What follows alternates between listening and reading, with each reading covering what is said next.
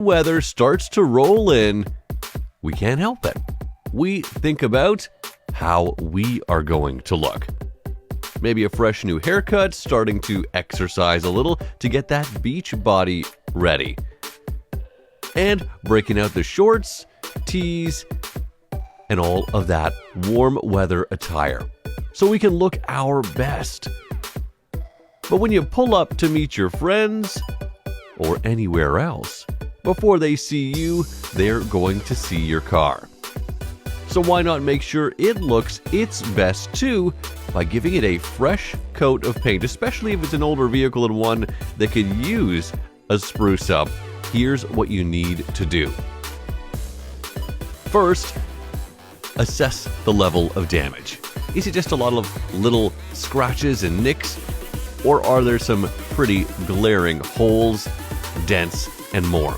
If that's the case, you've got to take care of all of that damage before you do anything. Pull those dents, and if there are holes specifically rusted through, well, you're going to need to tackle that too by chipping it away, sanding it down until you see that bare metal.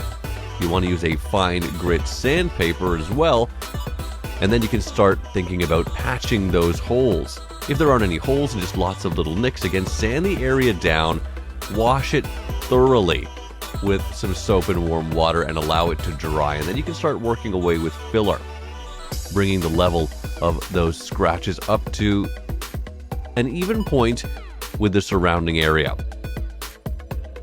Once that's done, you can sand it all again and add an additional layer, or if you're happy with the level of filler, simply sand it down with that fine grit sandpaper to a nice smooth finish. Make sure to wash it again. You don't want any of that particulate from the filler sitting on the surface. And then you can move on to priming before painting. And in both cases, the best way to apply paint to the surface of a car is what you are seeing here. That is with an airbrush. It atomizes the paint in such a way that you can apply incredibly thin, even layers. Make sure to practice a little on some scrap material before diving into actually spraying down your vehicle. And then before the paint actually starts as well, you want to make sure you've masked off, papered off, and covered up all the parts of your vehicle you don't want coated in primer and paint.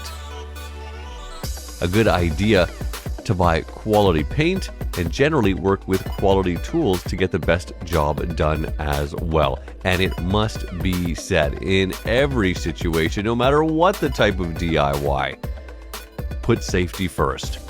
Wear a filtered mask, work in a well-ventilated area, and make sure the vehicle is properly secured before you